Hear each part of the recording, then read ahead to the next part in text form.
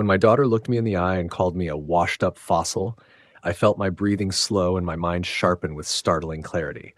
23 years I'd poured into that company. My sweat, my expertise, my retirement dreams, just days away from fruition. But as her words hung in the sterile office air, I simply nodded, gathered my dignity, and walked out. She thought she was discarding dead weight. What she'd actually done was try to shortchange her own father, but I would make sure she paid full price. Before we continue, please subscribe to stay updated on our latest stories. The rhythmic clang of metal on metal had been my soundtrack for 23 years, and I'd never grown tired of it. Some men chased promotions, corner offices, fancy titles, not me. Fred Morrison was perfectly content running press number 7, watching raw steel transform into something useful under my hands. 5 more days, Fred, Bill called over the machinery noise, wiping grease from his weathered palms. 5 more days and you're free as a bird. I smiled, not pausing in my work. The pension calculations had been dancing in my head for weeks. Full benefits, healthcare included, enough to live comfortably. Don't remind me, or I might start counting hours instead of days. Hell, I would be, Bill chuckled, adjusting his safety glasses. 23 years of this place putting food on your table. Your daughter's got it made now, working upstairs in that air-conditioned office while we're down here sweating. The mention of Megan made something tighten in my chest. 5 months she'd been working in human resources, and we'd barely exchanged more than polite nods in the hallway. I told myself it was natural, workplace boundaries and all that, but the truth sat heavier. We'd been drifting apart for years, ever since her mother died. Maybe she blamed me for something. Maybe I'd failed her in ways I couldn't even name. Morrison! A younger voice cut through my thoughts. Jake from maintenance stood at my station, looking uncomfortable. They want you upstairs, HR office. I felt my hands slow on the controls, muscle memory taking over while my mind raced. What for? Didn't say. Just said to come up when you finish this batch. Bill shot me a questioning look. Probably some pension paperwork, he offered. You know how they love their forms. I nodded, though something cold was settling in my stomach. In all my years here, I'd been called to HR exactly twice. Once when I started, once when Margaret had her accident and I needed emergency leave. I finished the batch with mechanical precision, my hands steady even as my mind churned. The elevator ride to the 3rd floor felt longer than usual. I'd always preferred the factory floor. Honest work, honest noise, honest sweat. Up here, everything felt muffled, artificial. The carpet absorbed sound, the fluorescent lights hummed with corporate sterility. Megan's office door stood open. She looked up as I approached, and for a moment I saw my late wife's eyes staring back at me. The same deep brown, the same intelligence, but none of the warmth I remembered from either of them. Dad. Her voice was professional, distant. Please, sit down. I lowered myself into the chair across from her desk, noting how she'd arranged everything. Family photo turned away from visitors, degree certificates perfectly aligned, a small cactus that probably required no care at all. Everything in its place, nothing messy or unpredictable. Is this about my pension paperwork? I asked, trying to keep my voice light, because I thought everything was all ready. No, Dad. She folded her hands on the desk, and I saw her mother's hands. Long fingers, no wedding ring yet, perfectly manicured. This is about your employment status. I'm afraid we're going to have to let you go. The words hung in the air like smoke from an industrial accident. For a moment, I couldn't process them. 23 years, 5 days from full benefits, and my own daughter was sitting across from me with corporate composure, delivering the blow that would shatter everything I'd worked toward. Effective immediately, she continued, her voice steady as a machine. The company is restructuring, and we need to make some difficult decisions. You're just washed up, Dad. This place needs the young, not fossils like you. The words echoed in my head like a machine that had thrown a bearing, loud, jarring, wrong. I stared at my daughter across the polished desk, searching for any trace of the little girl who used to bring me coffee in a thermos when I worked late shifts. That girl was gone, replaced by this cold professional who spoke about my life like it was just another line item on a budget report. I don't understand, I said slowly, my voice remarkably steady. 5 days, Megan. I have 5 days until my full pension kicks in. What's the real reason? She didn't flinch. If anything, her posture straightened like she'd been waiting for this question. The real reason is exactly what I told you, Dad. He needs to bring in younger workers, fresh blood, people who can adapt to new technologies, new methods. Is this personal? The question came out before I could stop it. Some kind of grievance you have with me? For the first time since I'd sat down, something flickered in her eyes. Not warmth, something sharper, more satisfied. No, Dad, this isn't personal. This is business. Pure and simple. She leaned back in her chair, and I caught a glimpse of something that made my stomach turn. She was enjoying this. I'm the head of human resources now. It's my job to make these decisions, to determine who adds value to the company and who doesn't. The pause before that last word was deliberate, calculated. She wanted me to feel it. You know, she continued, her voice taking on an almost conversational tone, it's actually quite liberating, having this kind of authority, being able to choose who stays and who goes. And yes, if you must know, there is a certain satisfaction in being the one to make these calls. I felt something shift inside me, like tectonic plates finding a new position. She wasn't just firing me, she was savoring it. My own daughter was taking pleasure in destroying 23 years of my life, in stealing my pension, in reducing me to nothing. She slid a manila folder across the desk. I need you to sign these termination papers, effective immediately. There's a small severance package, much smaller than your pension would have been, of course, but the company is being generous considering the circumstances. I looked down at the folder but didn't touch it. No. I'm sorry. I said no. I'm not signing anything. Her professional mask slipped for just a moment, revealing something ugly underneath. Dad, you don't really have a choice here. You can sign these papers and leave with some dignity, or security can escort you out. Either way, you're done here. For what? I asked, my voice rising slightly. What exactly have I done to deserve this? 23 years of perfect attendance, no safety violations, no complaints from supervisors.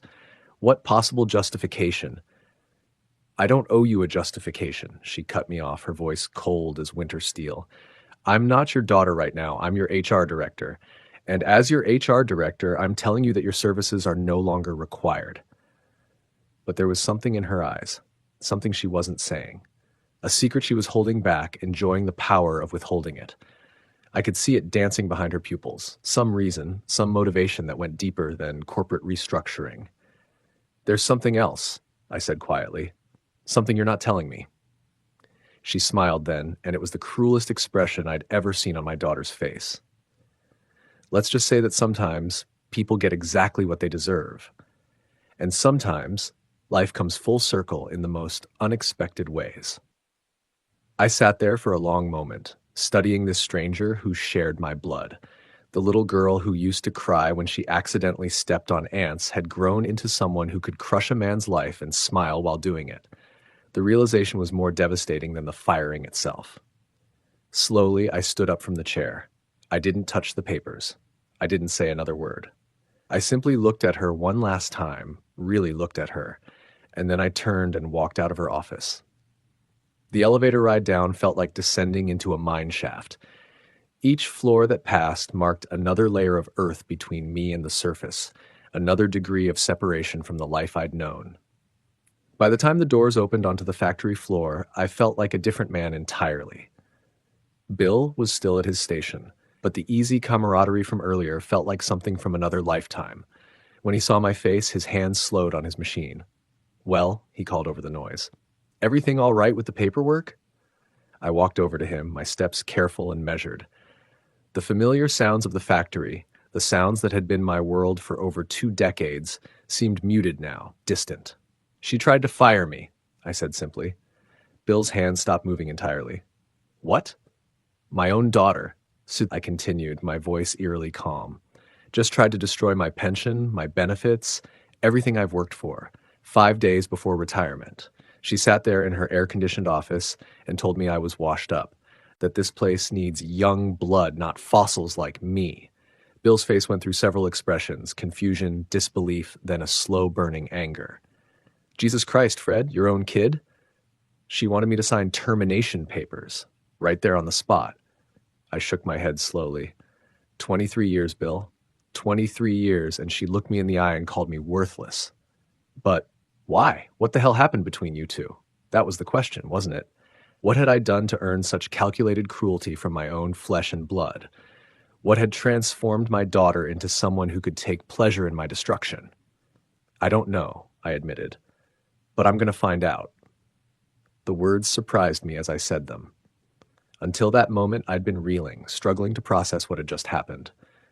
But now, standing here among the honest noise and honest work of the factory floor, something was hardening inside me like molten steel finding its final form. Megan thought she held all the cards. She thought she could destroy me with impunity, safe in her position of power, but she'd made one crucial mistake. She'd left me with nothing to lose. I sat in my truck outside the factory gates for a full 10 minutes before starting the engine. The parking lot was familiar. Every pothole, every painted line, every oil stain from 23 years of driving in and out of this place.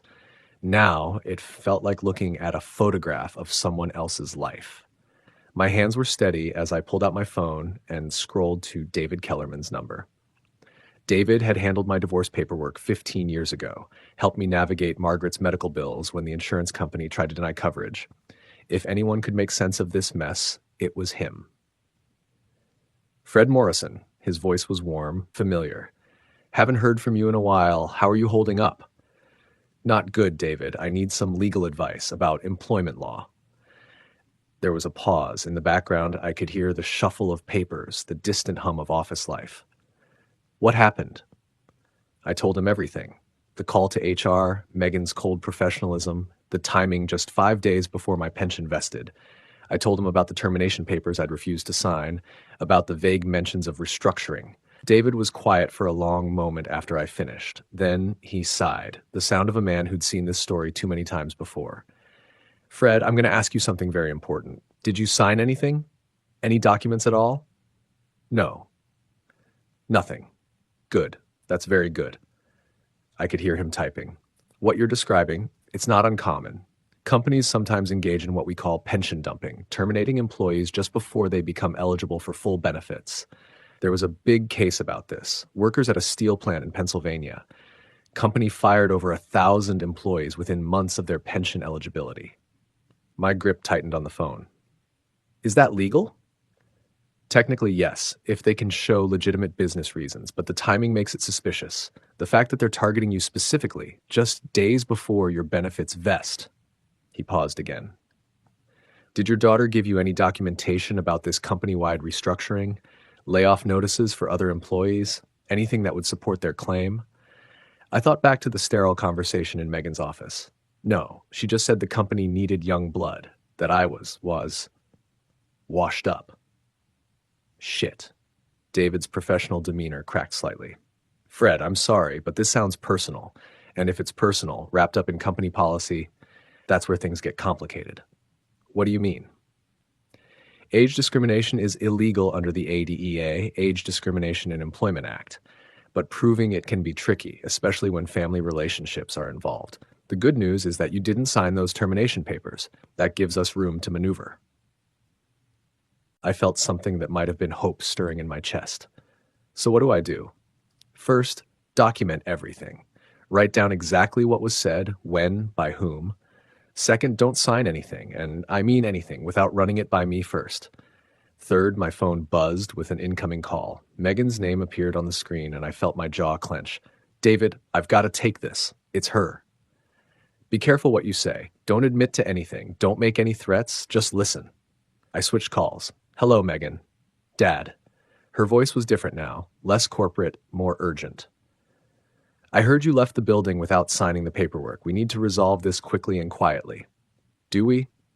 Yes, we do. Look, I know this is difficult, but fighting this won't help anyone. The company has made its decision. The best thing you can do is make this transition as smooth as possible. I stared out at the factory through my windshield. Workers were beginning to stream out as the shift change approached.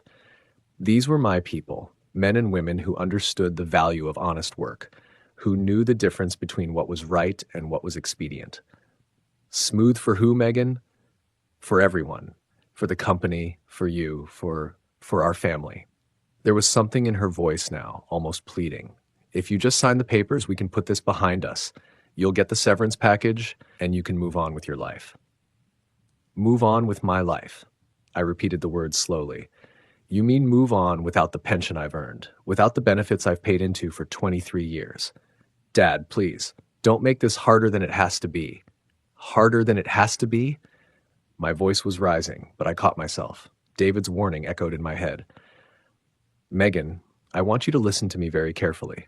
I worked at that plant for 23 years. See, I never missed a day unless someone in our family was dying. I trained half the people working there now. I've earned every penny of that pension. The company can restructure all it wants, but not 5 days before my benefits vest. Not like this, and not through my own daughter. There was silence on the other end of the line. When she spoke again, her voice had returned to its corporate coldness. I was hoping we could handle this amicably, but if you want to make this difficult, that's your choice. Just understand that the company has resources you don't. Legal resources, financial resources. This doesn't have to be a war, Dad, but if that's what you want. The threat hung in the air between us like smoke from a chemical fire, toxic, unmistakable. Is that what this is about? I asked quietly. Resources? Power? This is about business, pure and simple. No, I said, my voice steady as a plumb line. This is about character, and yours is showing. I hung up before she could respond. My hands were shaking now, not with fear, but with something else entirely. Rage, yes, but more than that. Clarity. For the first time since walking into that sterile office, I could see the situation clearly. This wasn't about restructuring. This wasn't about the company needing young blood. This was about my daughter using her position to settle some score I didn't even know existed. And she thought she could intimidate me into compliance with talk of legal resources and corporate power. She was about to learn that some things can't be bought, threatened, or restructured away. Some things have to be earned. I didn't sleep that night. Every time I closed my eyes, I heard Megan's voice, cold, calculated, threatening. By 5 a.m., I gave up on rest and called David Kellerman's office, leaving a message on his voicemail. He called back an hour later. Fred? Jesus, it's early. Everything all right? No, it's not. I was pacing my kitchen, coffee growing cold on the counter. David, I need to tell you something. This isn't about company restructuring. This is personal. My daughter has some kind of grudge against me, and she's using her position to settle it. I told him about the phone call, about Megan's threats of corporate resources, about the satisfaction I'd seen in her eyes when she tried to fire me. David was quiet for a long moment. That changes things significantly. If we can prove this is retaliation or personal animus disguised as business decisions. What do I need to do? First, we need documentation. Everything. Phone calls, emails, any written communication. Do you have a way to record conversations? My phone has a recording app. Good, but be careful. Pennsylvania is a two-party consent state. You can't record her without permission. However, you can document what she says immediately after conversations. Time, date, exact words if possible. I grabbed a pen and started writing. What else? Witnesses. Anyone who heard her make those threats or saw her behavior. The more people who can testify to her state of mind, the better our case becomes. And then what? Then we file complaints. EEOC for age discrimination, potentially a civil suit for intentional infliction of emotional distress, maybe even abuse of corporate authority, depending on what we find. My grip tightened on the pen. David, I want her held accountable. She threatened me with the company's legal resources because she thought I'd be too scared to fight back. I want consequences. Fred, I understand your anger, but she's not going to back down. She made that clear, so neither am I. David sighed. All right, but understand, this is going to get ugly. Corporate legal departments don't play fair, and when family is involved, he paused. Start with the documentation. Get me everything you can. And Fred, be careful. If she's willing to destroy your pension, she might be willing to do worse. I spent the morning writing down everything I could remember. Exact words, times, the look in Megan's eyes when she delivered that final threat. The act of writing it down made it more real, more concrete. This wasn't just hurt feelings or family drama. This was systematic destruction wrapped in corporate policy. Around noon, I drove to the factory. My access card still worked. Megan probably couldn't revoke it without the termination paperwork being signed, but I waited in the parking lot for the shift change anyway. I needed to talk to Bill, to anyone who might have heard something. Bill emerged with a group of other workers, his face grim when he spotted me. Fred, thank God. I was worried they might have done something to you. What do you mean? Word got around about what happened. Your daughter sent out a memo from HR this morning about ongoing personnel decisions and the need for all employees to focus on their responsibilities rather than workplace gossip. He shook his head. Basically told everyone to shut up and mind their own business. My stomach dropped. She's trying to isolate me. Looks like it. But Fred, you should know, not everyone's buying it. A lot of us have been here long enough to know bullshit when we smell it. Bill, I need to ask you something, and I need you to be honest. Did you hear anything about company-wide layoffs? Any talk of restructuring before yesterday? He looked around, then stepped closer. Nothing. Not a damn word. And trust me, that kind of news travels fast around here. Would you be willing to say that officially? In a legal document? Bill's face went pale. Jesus, Fred, you're really going to fight this? I am, but I understand if you can't. No, it's not that. He ran a hand through his graying hair. It's just, I've still got 3 years left until my pension vests. If I piss off the wrong people, I felt the weight of his dilemma. This was exactly what Megan was counting on, that people would be too scared to speak up, too worried about their own futures to risk helping me. I get it, Bill, I really do. But, he continued, his voice strengthening, what they did to you is wrong, and if it can happen to you, it can happen to any of us. He straightened his shoulders. Yeah, Fred, I'll testify. Put it in writing. Whatever you need. A warmth spread through my chest, the first good feeling I'd had since walking into Megan's office. Thank you. Don't thank me yet. Word is your daughter's been busy. She called a meeting with some of the supervisors this afternoon. Nobody's talking about what was discussed, but people are nervous. The warmth vanished. What kind of meeting? The kind where people get reminded about company loyalty and the importance of not spreading rumors. I spent the rest of the afternoon making calls, reaching out to other long-term employees, trying to build a picture of what was really happening at the plant. The results were mixed. Some people, like Bill, were outraged and willing to help. Others were too frightened to get involved. A few seemed to believe the company line about restructuring, but nobody, not one person, had heard anything about layoffs before Megan tried to force me out. By evening, I had a stack of handwritten notes and the beginnings of a witness list. It wasn't much, but it was a start. I was photographing the documents to send to David when my phone rang. Megan's name appeared on the screen. Hello. Dad. Her voice was controlled, but I could hear something underneath. Frustration, maybe even a hint of desperation. I think we need to talk. I thought we already did. This afternoon, I had to waste time explaining to my supervisors why there's been unusual activity around your attempted termination. People asking questions, making inquiries about company policy. I felt a small surge of satisfaction. Is that a problem? It's disruptive, and it's unnecessary. Dad, I'm trying to keep this contained, but if you keep stirring things up, I won't be able to control how this gets handled. Control how it gets handled? I repeated. Megan, you tried to fire me 5 days before my pension vested, and I refused to sign your papers. You think I'm going to quietly disappear? I think you should consider what's best for everyone involved, including yourself. There was something different in her voice now, not the corporate confidence from before, but something more personal, more urgent. Are you worried, Megan? A pause. I'm trying to protect you from making a mistake you'll regret. The only mistake I've made, I said quietly, is trusting that my own daughter would have some basic decency. Dad, I'll see you in court. I hung up before she could respond. I sat in my kitchen staring at the phone. She was feeling pressure. That much was clear. The questions from employees, the attention from supervisors, it was making her nervous. She was trying to contain something that was starting to spread beyond her control.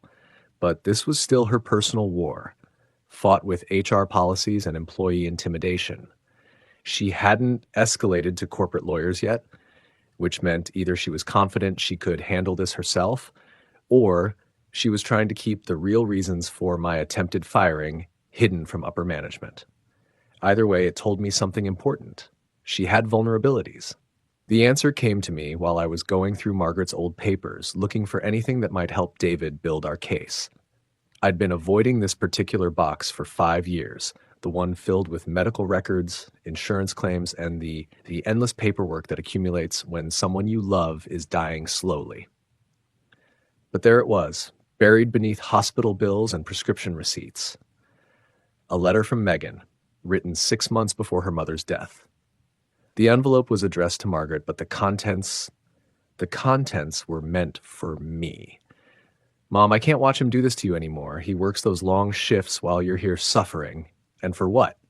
So he can feel important fixing his precious machines while you waste away? He could have taken early retirement. He could have spent these months with you instead of leaving you alone with strangers in white coats. But no, his job matters more than you do, more than we do. I'll never forgive him for choosing that factory over his own wife. My hands trembled as I read it again. Then a third time.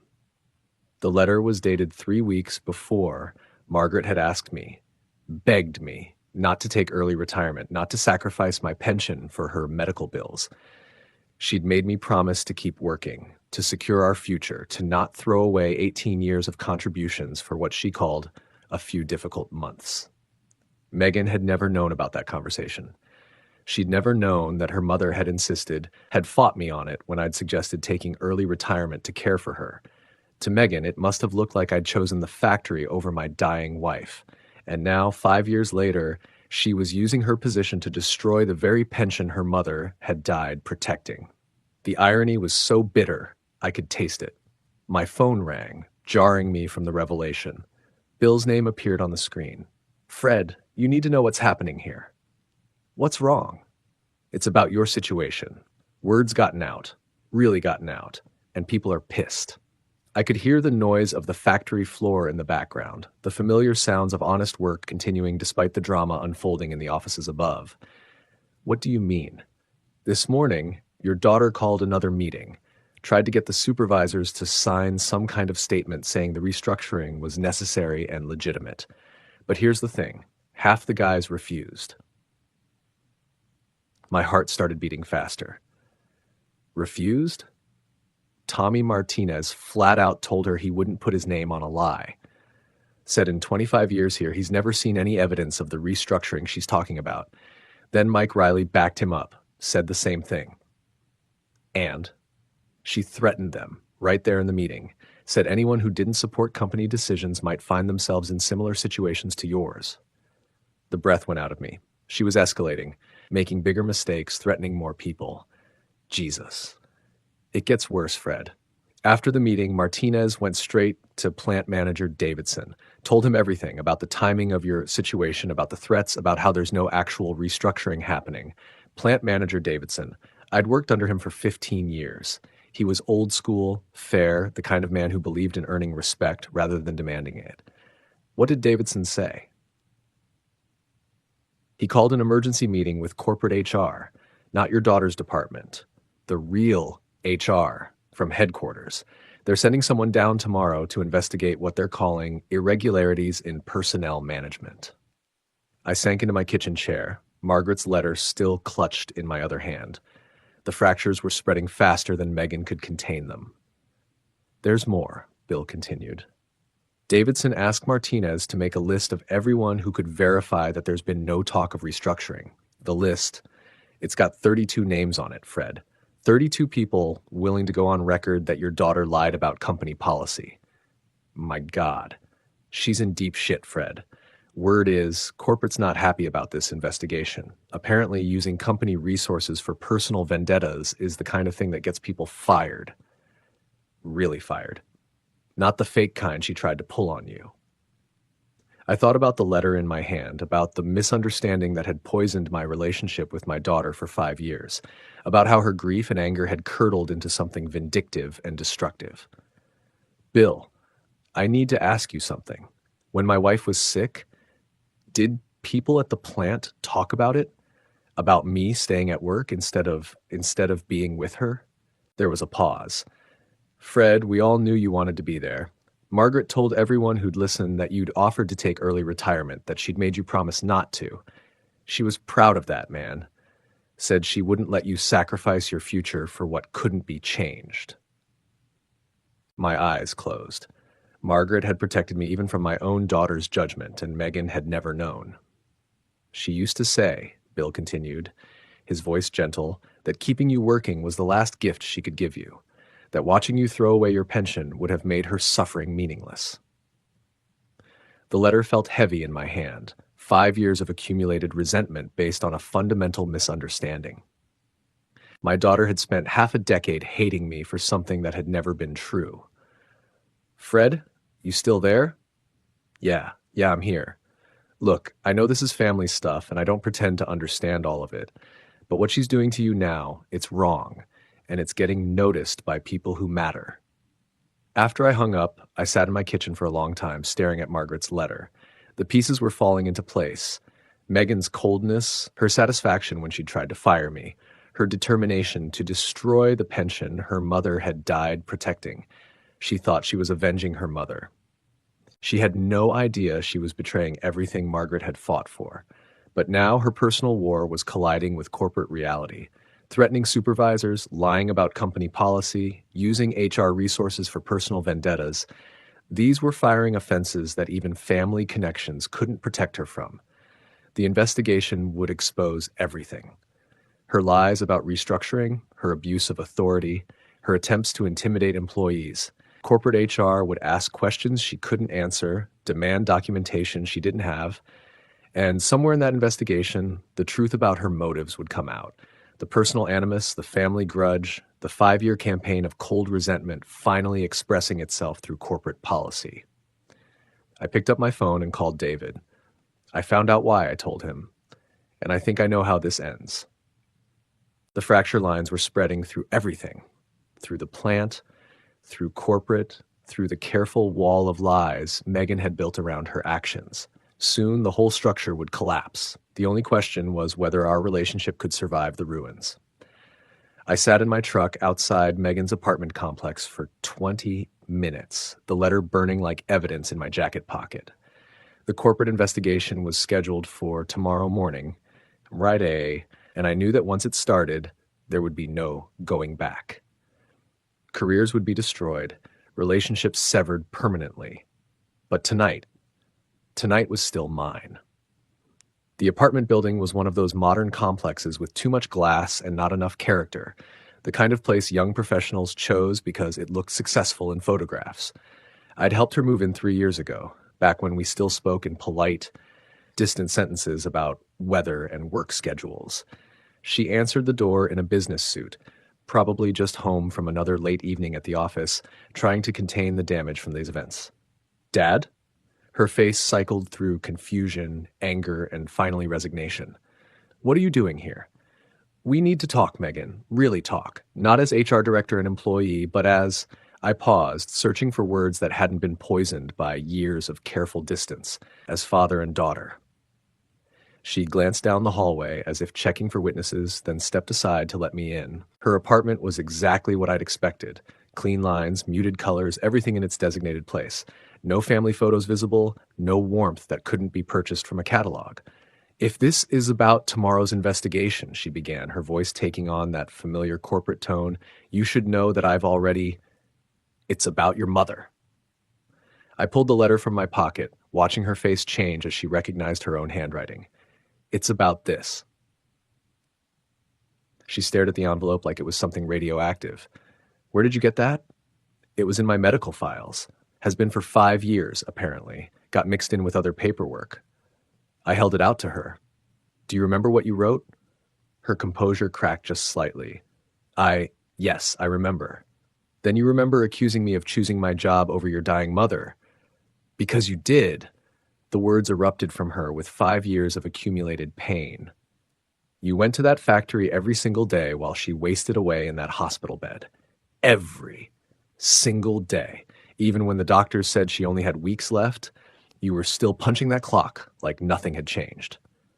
I watched my daughter's professional mask dissolve, revealing the grieving 20-something who had never understood her father's choices. The angry young woman who had carried this burden alone for half a decade. Megan, I said gently, did your mother ever tell you about our conversation? The one we had about my retirement? What conversation? She made me promise not to take early retirement, made me swear it. I sat down heavily in one of her sterile chairs. I went to her 3 different times, begged her to let me leave the plant, to spend every remaining moment with her, and 3 times she refused. Megan's face went very still. What do you mean, refused? She said watching me throw away my pension would make her feel like her illness had destroyed our future. She said the last gift she could give me was making sure I kept working toward full benefits. My voice caught slightly. She said she couldn't bear the thought of me being an old man with nothing because I'd sacrificed everything for a fight we couldn't win. I watched the words hit her like physical blows. Her carefully constructed narrative, 5 years of justified anger, was crumbling in real time.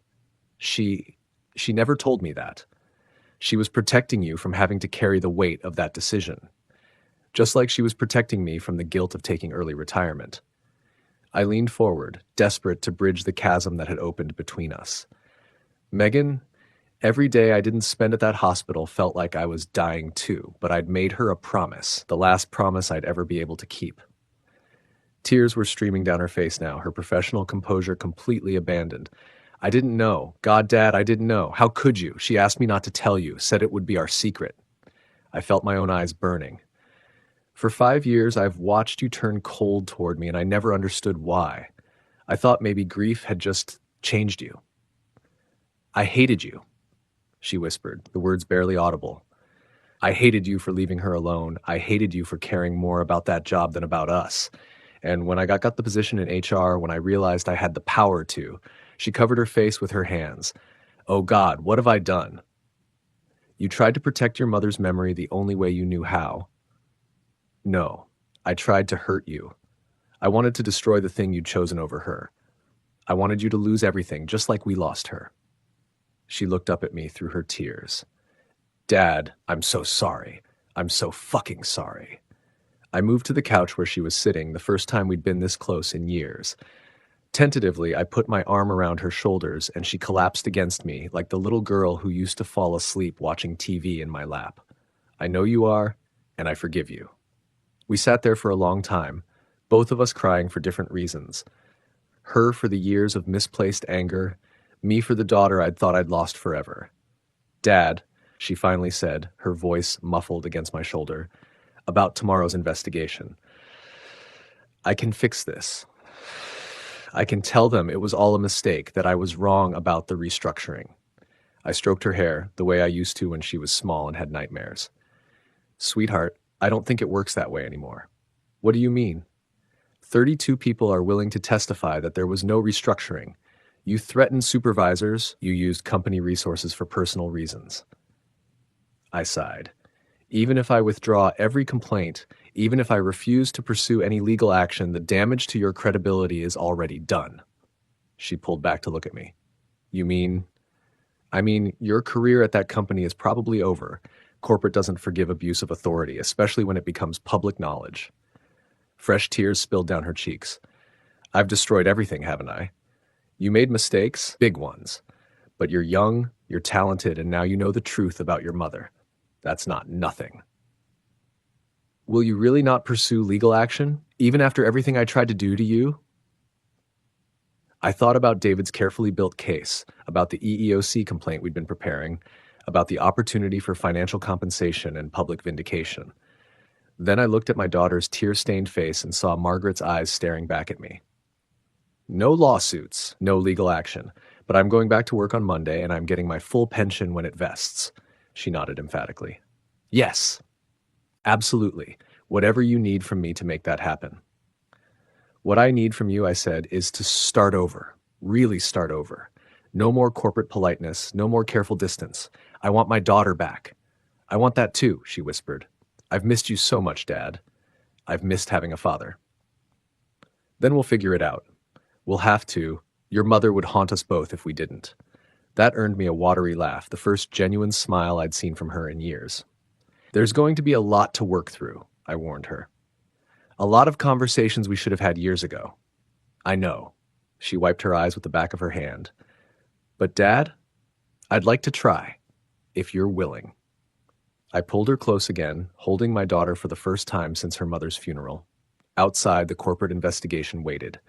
Her career hung in the balance. There would be consequences for both of us. But for the first time in 5 years, we were a family again. That was worth more than any pension. To hear the next story, click the box on the left, and as always, thank you for watching.